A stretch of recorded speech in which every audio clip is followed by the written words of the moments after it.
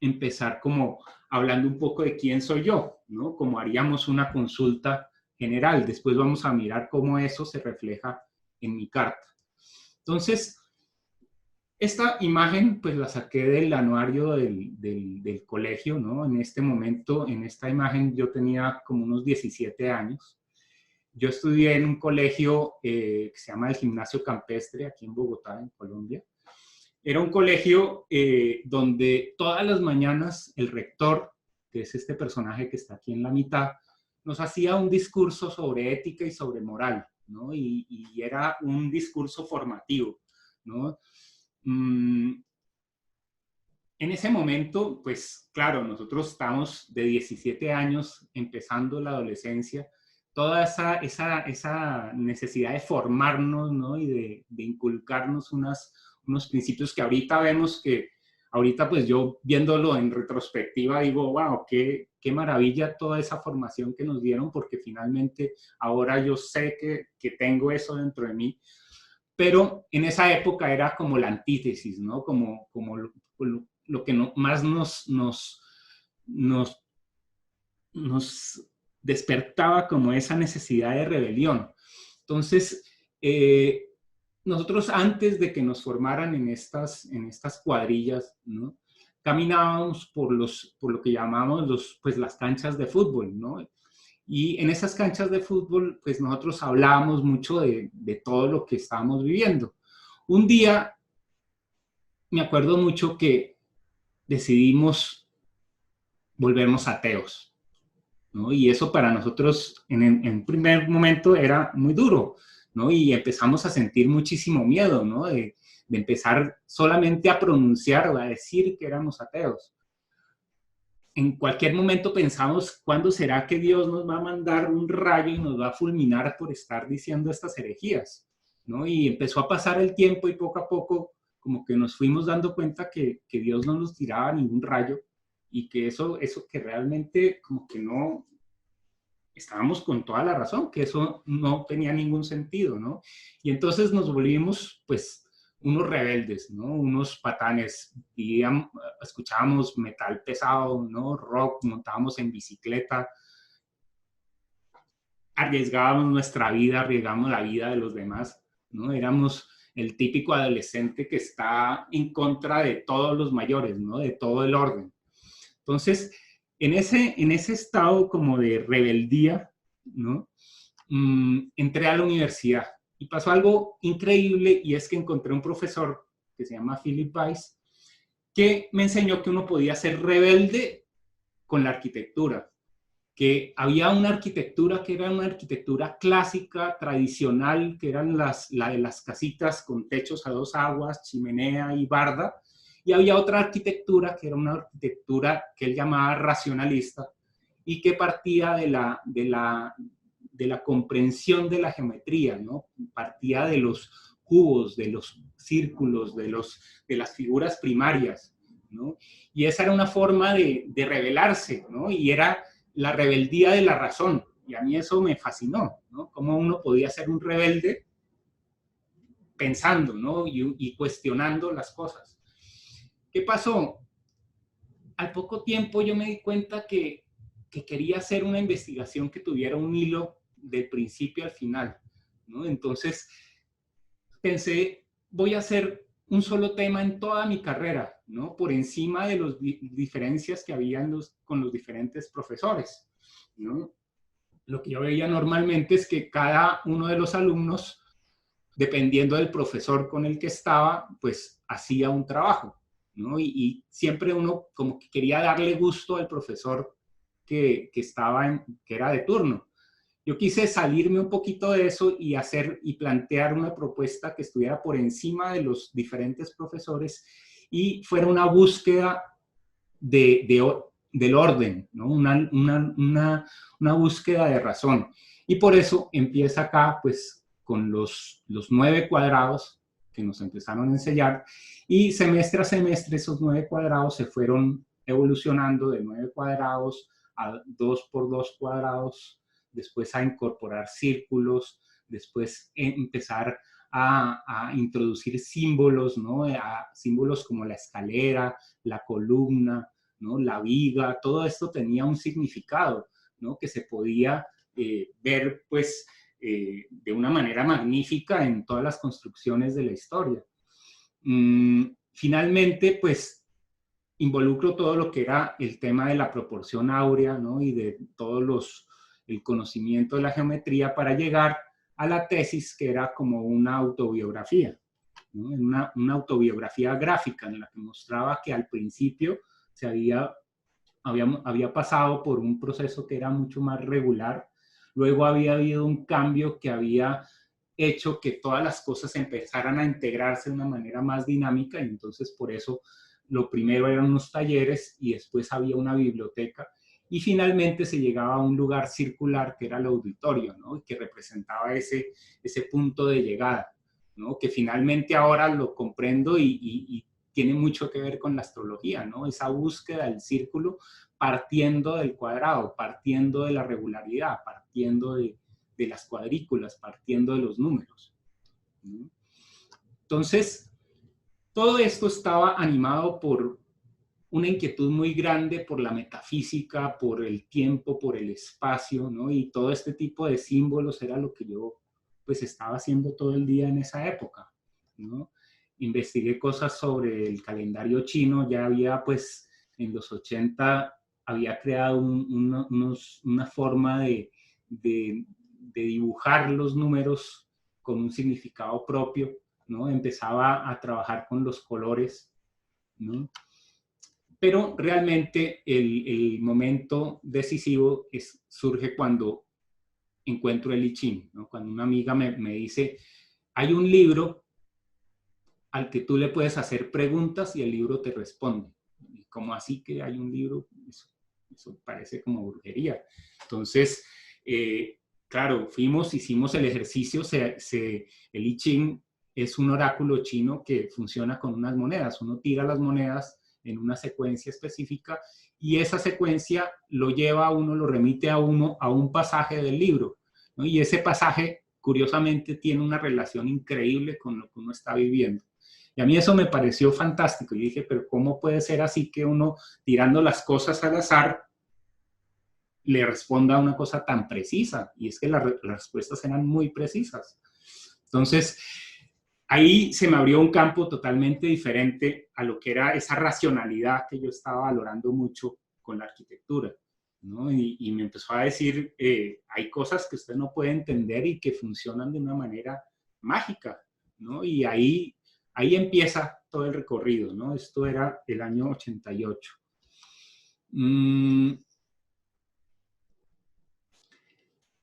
Salgo de la universidad y al poco tiempo tengo la oportunidad de dar clases en la Facultad de Arquitectura de Diseño, ¿no? A mí en esa época, todos mis compañeros y los que estábamos ahí éramos apasionados del diseño.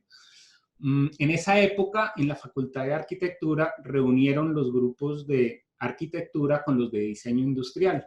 Y eso nos permitió hacer una cantidad de ejercicios loquísimos integrando campos diferentes, ¿no? Entonces, por ejemplo, acá se ve un trabajo de origami. Todos estos son trabajos hechos por los alumnos, ¿no? Alumnos recién egresados del colegio, que cogían figuras, por ejemplo, de origami y a partir de ellas encontraban cuáles eran las estructuras internas y cómo esas estructuras se podían transformar en objetos. Trabajamos con los calidociclos de Escher, ¿no? Y ellos hicieron sus propios calidociclos. Trabajamos con la música y cómo la música se podía transformar en forma. También miramos en otros ejercicios cómo integrar composiciones bidimensionales para formar composiciones tridimensionales, y todos estos ejercicios los hacían con papeles recortados, ¿no? En ese momento no había tanto el computador todavía no era, pues no lo usábamos, ¿no? Pero usábamos los papeles recortados, ¿no?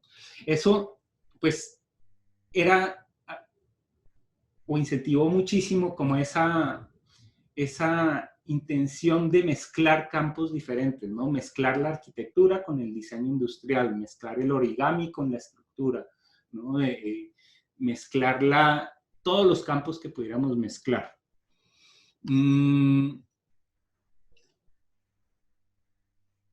al mismo tiempo que estaba dando clases, ¿no? Toda esa década, estábamos trabajando como arquitectos. Desafortunadamente, alrededor del año 2000, perdimos un disco duro con toda la información que habíamos hecho en esa época. Nos quedaron unas pequeñas fotos de lo que hicimos. Teníamos una empresa con mi hermano y con una amiga que llamamos Actos Arquitectura. Y pues nos centrábamos principalmente en el diseño, ¿no? y algunas construcciones. Como mi papá diseña plantas de tratamiento de agua, tuvimos en esa época oportunidad de diseñar proyectos muy grandes de cómo habitar esos mecanismos que eran las plantas de tratamiento que normalmente eran muy inhumanas, ¿no? Entonces, esa era pues nuestro ejercicio práctico y de lo que vivíamos, hasta que llegó el año 2000 y ahí nuestra empresa se quebró, se quebraron una cantidad de empresas de arquitectura y yo quedé con lo que era la base, que era lo que a mí me gustaba, que era la Avaxus. Yo entré a una incubadora de empresas y ahí propuse hacer este desarrollo, ¿no? Y este desarrollo, pues ya en ese momento, en el año 2000, yo ya manejaba una forma de conectar el I Ching con la astrología, ¿no? Y quería hacer un tablero donde yo mismo hice también estas fichas en madera que representaban los diferentes planetas, ¿no? Con colores, ¿no? Este, por ejemplo, era el Sol, este era Saturno, este es Quirón, este es Marte, este es Mercurio, este es Venus, y había una razón por la cual tenían estas formas. Y alrededor se ponían unos palitos que representaban el I Ching. Entonces, cada secuencia de estas formaba una lectura, ¿no? Permitía una lectura. ¿Qué pasa? En ese momento, pues yo no le leía la carta a nadie, yo no leía, esto yo lo hacía para mí, ¿no? Entonces, ciertamente, pues me faltaba experiencia y en ese momento tomé unos cursos de astrología topocéntrica, ¿no? Y gracias a eso fue que realmente conocí a Jairo, porque en ese curso me dijeron, hay un programa muchísimo mejor que el que utiliza el profesor para hacer este tipo de astrología. Entonces ahí empecé a utilizar el programa así de simple. Y bueno, seguí con esa mezcla de astrología e I Ching, pero siempre como más enfocado a la parte del azar. A mí la parte predictiva me daba como muy duro, como que no quería yo aceptar que uno podía estar gobernado por unas leyes externas, ¿no? A mí me gustaba el I Ching porque el I Ching, cada vez que uno hacía una pregunta, el oráculo le responde a uno algo diferente, ¿no? Y entonces, para mí la vida es así, ¿no? Como cada vez que uno se pregunta algo, tiene una respuesta diferente, y por eso uno se pregunta las mismas cosas una y otra vez, ¿no? Entonces, ¿qué pasó? Pues la vida me presentó esa alternativa con el trabajo ya arquitectónico. Entonces, tuve la oportunidad de entrar a una empresa de construcción de casas de interés social. Y al final del proyecto surgió la necesidad de que, bueno, ¿y ahora cómo mostramos el proyecto? ¿No? ¿Cómo lo damos a conocer? Y entonces yo, pues, como sabía, tenía unas bases pequeñas de modelado en 3 dimensiones, pues dije yo, pues, me arriesgo a hacer una propuesta. Y lo bueno fue que, pues, les gustó mucho y otras personas fuera de la oficina empezaron a ver esas imágenes que yo hacía y me dijeron, yo también quiero. Y resultó que, pues, terminé haciendo renders, que eso significa es hacer modelos o imágenes de los edificios que todavía no están construidos para otros arquitectos. Entonces, gracias a que entré en ese trabajo, ¿no? de construir los proyectos de otros arquitectos, que para mí, ahora reflexionando en ello, pues lo veo como una especie de ejercicio predictivo, ¿no? De alguna manera, cuando uno hace estos dibujos, uno hace una predicción que parte de unos planos que le dicen al cliente, su proyecto se va a ver así, ¿no? Y de alguna manera leer una carta astral también es eso, ¿no? A uno cuando le dan los datos de nacimiento es como si le dieran a uno los planos en blanco y negro, y uno cuando uno lee la carta astral, uno levanta todos esa información en 3 dimensiones para que se vea y tenga un cuerpo, ¿no? Entonces, gracias a esto, pues yo empecé a utilizar esa misma herramienta para hacer mis gráficos. Y ahí, pues, surgieron toda esta cantidad de gráficos, de los que, pues, el más importante o lo más importante tenía que ver con el I Ching. Entonces, mi primera inquietud con el I Ching, primero fue que era un sistema muy en blanco y negro, como que era muy abstracto. El I Ching está formado por 64 símbolos, 64 signos, y cada uno de esos signos está formado por 6 líneas que combinan líneas luminosas y líneas oscuras, ¿no? Y entonces esto es casi como un código genético, ¿no? Es un ordenamiento, pero es un ordenamiento que es bastante abstracto. Yo dije, esto mismo se puede ver en colores y se puede ver en figuras. Y desarrollé un lenguaje que representaba exactamente cada uno de los hexagramas, pero con colores.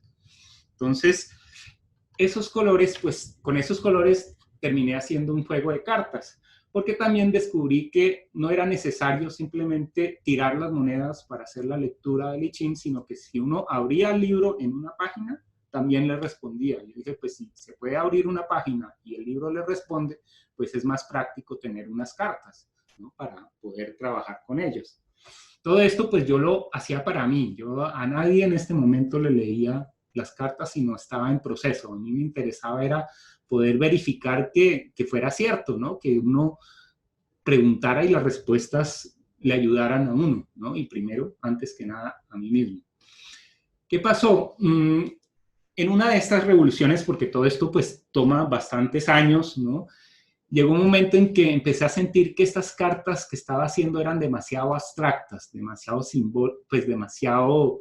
inhumanas. Y entonces decidí crear un universo en el que había unos personajes y había unos paisajes, ¿no? Y esos personajes iban a ser los personajes del I Ching, y en los diferentes tiempos en los que el I Ching pues, se desarrollaba. Entonces, esto me permitió hacer como la matriz del I Ching ilustrada, ¿no? Entonces, ¿qué es esa matriz del I Ching? En la matriz del I Ching tiene, por un lado, 8 personajes distintos, con 8 colores diferentes, ¿no? Como 8 maneras de ser, y 8 paisajes con los cuales se iban a combinar esos personajes. Entonces, acá pues vamos a ver todas las posibles combinaciones de personajes verdes con fondo rojo, verdes con fondo naranja, verdes con fondo amarillo, y cada una de estas tenía una relación con lo que decía el texto. Lo interesante es que había una relación con la astrología, y esa forma de relacionar la astrología con el I Ching me servía para yo hacer una lectura del I Ching sin necesidad de recurrir al libro, ¿no? Solamente partiendo de los símbolos iniciales. ¿Qué pasó? Otros años más tarde descubrí que había un sistema que se llamaba el diseño humano. El diseño humano ya en el año 82 había logrado integrar la astrología con el I Ching de una manera muy precisa, ¿no? Esto surgió porque una persona que se hizo llamar Raoul Hu, en una canalización que tuvo en Ibiza, ¿no? Durante una semana bajó una cantidad de información increíble, en donde le revelaron a él cómo conectar estos dos sistemas, ¿no? Más adelante descubrí que había un alumno de este señor Raoul Hu, que se llamaba Richard Rudd, que desarrolló un sistema que llamó las claves genéticas. Y él decía, los 64 signos del I Ching corresponden con los 64 codones del ADN.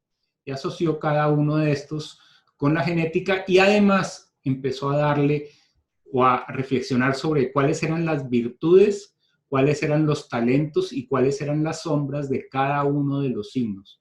Y me gustó porque lo hizo a través de 3 palabras, ¿no? Entonces le dio 3 palabras a cada uno de los 64 símbolos, y uno con su carta astral, pues uno puede conectar directamente las posiciones de sus planetas con esos hexagramas.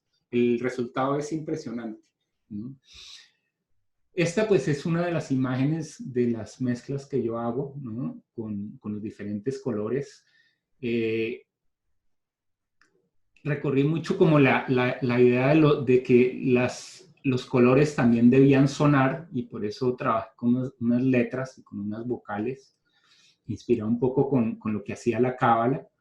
Y todo ese tema de hacer frases cortas y muy dicientes, ¿no? Entonces, por ejemplo, decía que el rojo era el activar, ¿no? Y el anaranjado tenía que ver con el sentimiento, con lo que uno siente. Entonces, esta combinación iba a decir activa lo que sientes, ¿no? O yo activo lo que siento, ¿no? Y así, pues, cada una de estas cosas se podía interrelacionar. Bueno, esa es la primera parte, la parte del I Ching. Llegó un momento en el que pues yo ya había dado muchísimas vueltas al I Ching y ya tenía como ganas de explorar otro territorio.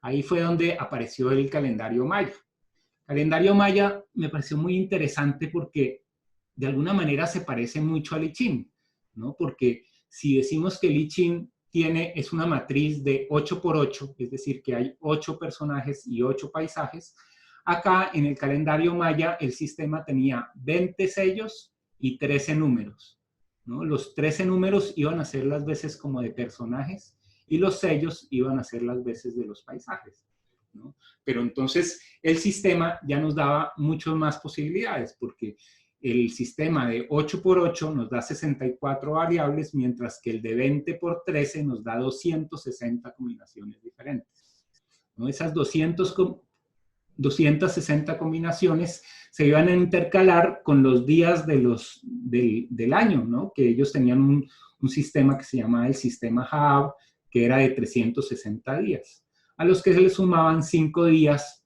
adicionales para completar el círculo. Entonces, la combinación de todos estos símbolos daban ciclos de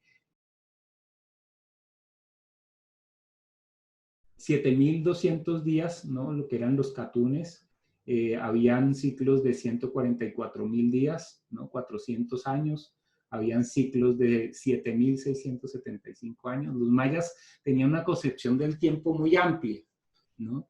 Entonces, analizando esta estructura, yo dije, bueno, ¿cómo la puedo entender? ¿No? ¿Cómo la agarro? Porque realmente, pues los textos que uno puede conseguir ahora sobre el calendario maya, o son las traducciones que ha hecho José Argüelles, que hizo su propia versión del calendario maya, o tendría uno que acudir a las fuentes originales, que pues yo aquí en Colombia pues estoy bastante lejos de poder acceder a esa información. Entonces dije yo, pues hagamos el mismo ejercicio que hice con el I Ching, partamos de la estructura interna para ver cómo funciona. Entonces, pues yo conocía este mandala, que es el que se usa en el sistema de Argüelles. Curiosamente, él mezcla también el I Ching con el calendario maya, ¿no? Pero ese sistema ellos le dan mucha prioridad al sistema de 5 elementos, ¿no? Y entonces ustedes ven acá un pentágono y hay diferentes pentágonos acá superpuestos.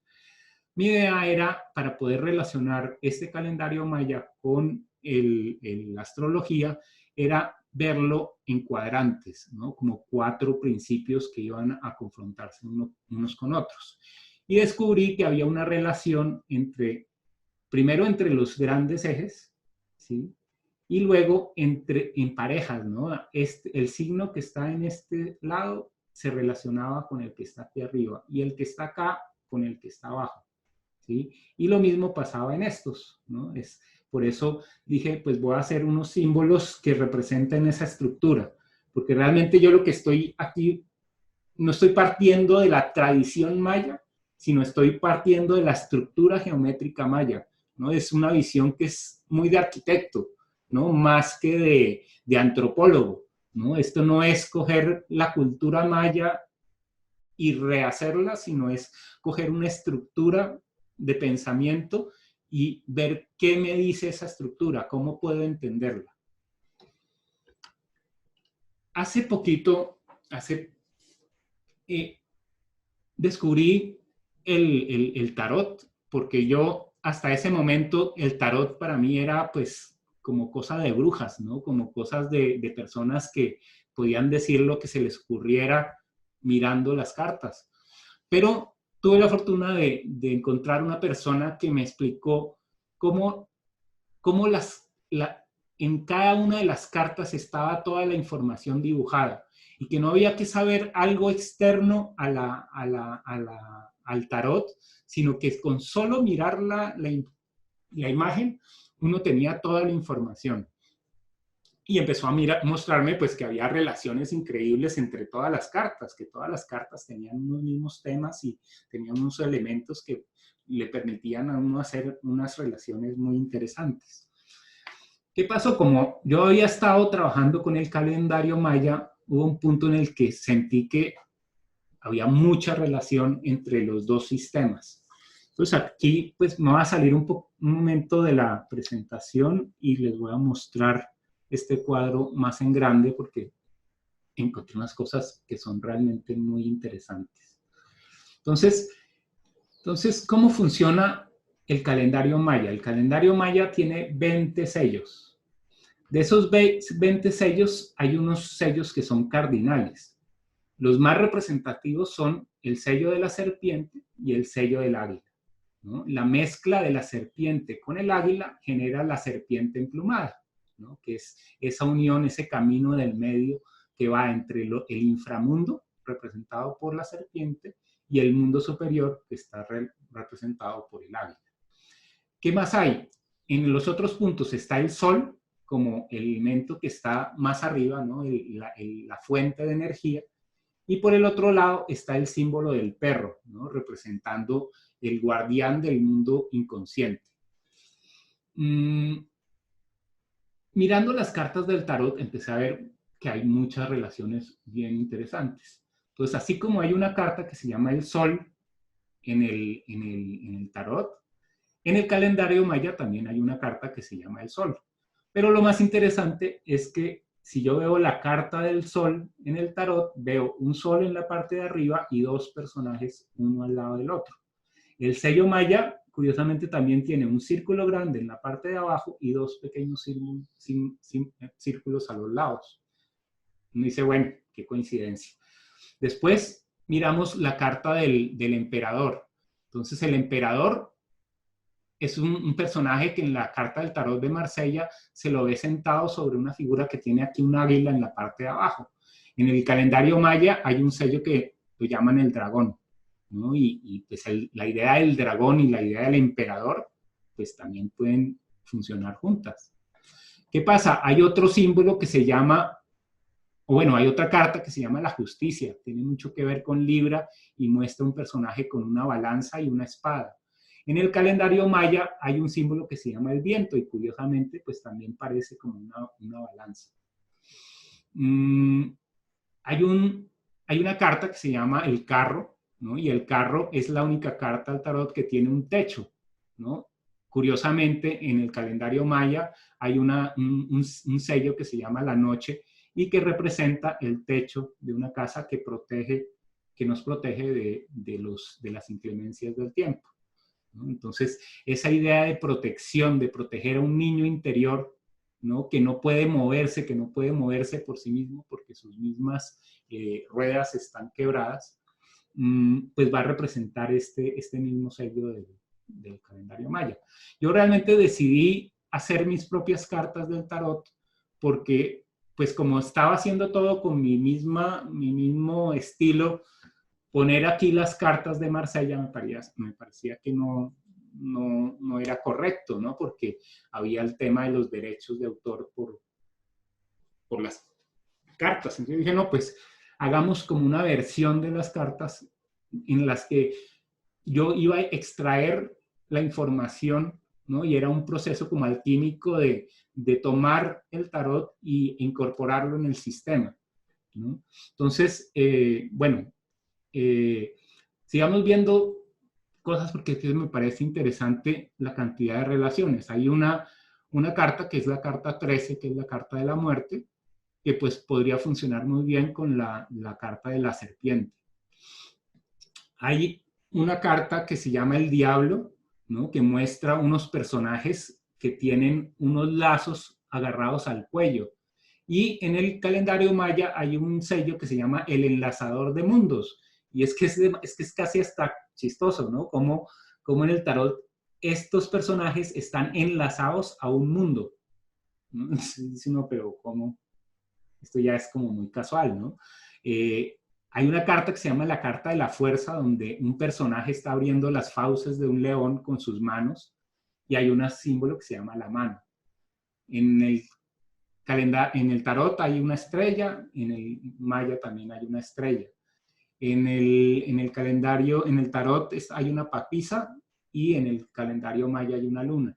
Y así, pues están todas las relaciones. A mí esto pues da para hacer un curso solo de esta forma de conectar los dos sistemas, porque la ventaja que tiene es que cuando uno combina estas cartas del tarot con los números, ¿no? Y los mayas utilizaban 13 números que se pueden entender como los 12 signos zodiacales y un número 13 que sería el de integración. Entonces, acá uno podría decir que las cartas del tarot no tienen color y el color se lo dan los números. Entonces, uno podría hablar, así como habla uno de un sello mezclado con un número en el calendario maya, uno podría hablar, por ejemplo, de un carro pisciano, o de un carro ariano, o de una fuerza pisciana, o de una fuerza tipo Virgo, de una fuerza, cada uno de los colores, ¿no? Entonces, esto generó un sistema de combinación de palabras que fue con el que yo me reencontré con Jairo para decirle, hagamos un programa en el que podamos hacer esto de una manera práctica, ¿no? Entonces, bueno, ese es el recorrido por el calendario maya. Volvamos otra vez a la presentación.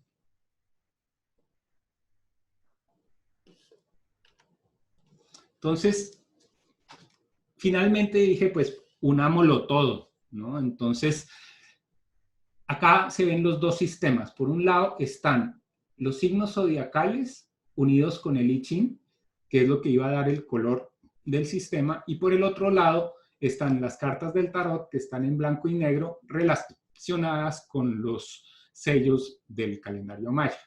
Y esto pues generaba una matriz en la que había unos portales, había unas claves, había unos maestros, unos retos y unas soluciones.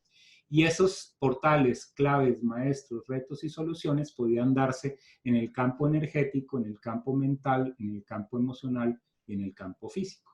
Y eso pues nos da toda una serie de posibilidades bien interesantes. Bien, entonces, para hacer como un resumen de todo esto que hemos visto hasta ahora, pues hice una tablita en la que escribo en diferentes lenguajes lo mismo, es como una especie de piedra roseta, ¿no? Entonces, aquí están los números del 1 al 8. En la astrología, esa secuencia que va del 1 al 8 es el recorrido que nosotros hacemos desde el nacimiento, representado por Aries, hasta la muerte, representado por Escorpión. Y teniendo en el medio una fase de apogeo, ¿no? Que es la fase que relaciona a Cáncer con Leo, ¿no? Y que también relaciona a la Luna con el Sol, ¿no? Es esa luminaria, ¿no? Esa capacidad de iluminar.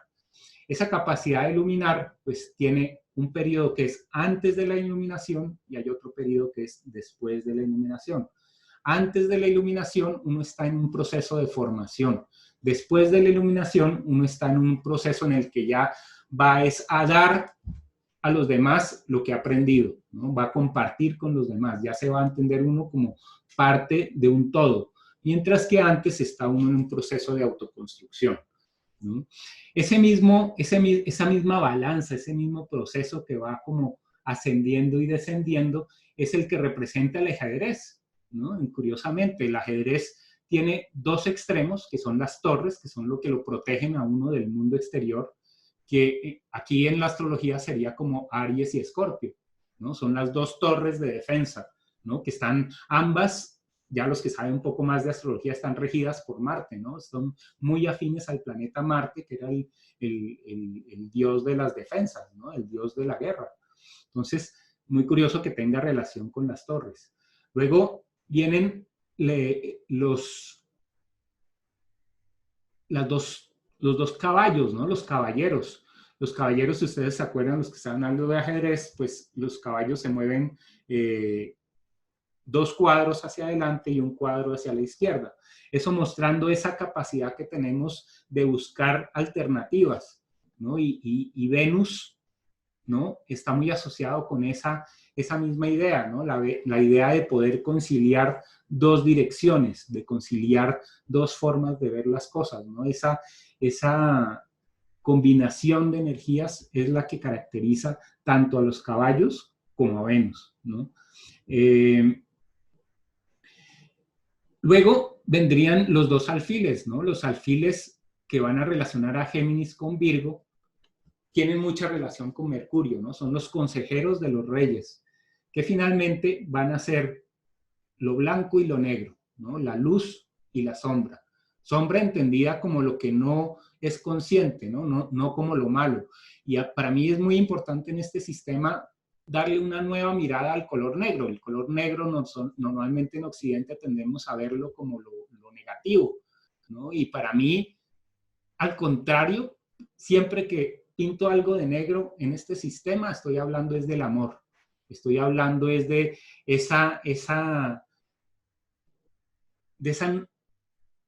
capacidad que tenemos de sentir las cosas y no necesariamente verlas, ¿no? Cuando yo cierro los ojos veo negro, ¿no? Y veo hacia adentro. Entonces, el color negro me lleva a la introspección, me lleva a ver mi mundo interior, mientras que el color blanco hace todo lo contrario, es el que me conecta con la conciencia, me conecta con el mundo exterior, ¿no? Entonces, realmente el blanco y el negro no son colores, ¿no? Son grados de luminosidad, mientras que al otro lado están los colores cálidos y los colores fríos. Curiosamente, en el I Ching, si uno va a ver la carga energética que cada uno de esos signos tiene, pues vamos a ver que los colores cálidos también están representados por lo que se llaman unos trigramas, que siempre comienzan con una línea recta, y esa línea recta representa lo masculino, representa el día, ¿no? Representa lo consciente. Mientras que lo que están acá son trigramas, pero empiezan, y para los chinos obviamente todo empieza de abajo hacia arriba, ¿no? Empiezan por líneas oscuras, por líneas que representan el inconsciente, ¿no? Y curiosamente, estos tres que comienzan con líneas fuertes se relacionan con Leo, mientras que estos que tienen líneas blandas se relacionan con Cáncer. Y esto nos lleva a recordar el símbolo del Tao, ¿no? Donde hay una zona blanca con un punto negro y una zona negra con un punto blanco. Entonces, vean que hay una relación bien interesante entre la estructura de la astrología y toda la concepción china, ¿no? Son inseparables, ¿no? Si yo tuviera que decir estas mismas cosas que estoy diciendo acá en otros lenguajes, podría decir que la carta de la torre en el tarot está muy asociada al signo de Aries, ¿no? Que es como el Big Bang, el trueno, el momento del nacimiento. Luego viene una etapa que es más taurina, ¿no? Y curiosamente en el calendario maya hay un sello que se llama la semilla, y en el tarot hay una carta que se llama el Papa, ¿no? O el sacerdote. El Papa, si uno mira la carta en detalle, va a ver que hay dos personajes en la parte de abajo que parecerían estar lanzándose una semilla de una mano a la otra, ¿no? Esto los invito a que miren la carta original para ver cómo interpretan esta parte de la imagen, ¿no? Géminis, por ejemplo, está asociado con esa disyuntiva que un ser humano puede tener entre su parte paterna o materna y su parte más sensorial, ¿no? Aquí la carta de los amantes representa a la doncella o al amante y a la madre. Entonces, acá muestra al personaje que no sabe si atender a su madre, atender a su familia o atender a lo que quiere, ¿no? Tiene una mano o sea, la madre le pone la mano sobre el hombro a este personaje y la otra le pone la mano sobre el corazón, ¿no? Y arriba, en la carta original, hay un angelito que está, pues, indicándole qué escoger, ¿no? Y está mostrando eso, ¿no? Y eso es está muy relacionado con el signo de Géminis, ¿no? Pero curiosamente, en el I Ching, por ejemplo, se habla de un signo que es lo adherente, ¿no? Y lo adherente ellos lo llaman el fuego como algo que adhiere las cosas, ¿no? Y el fuego se adhiere a la madera.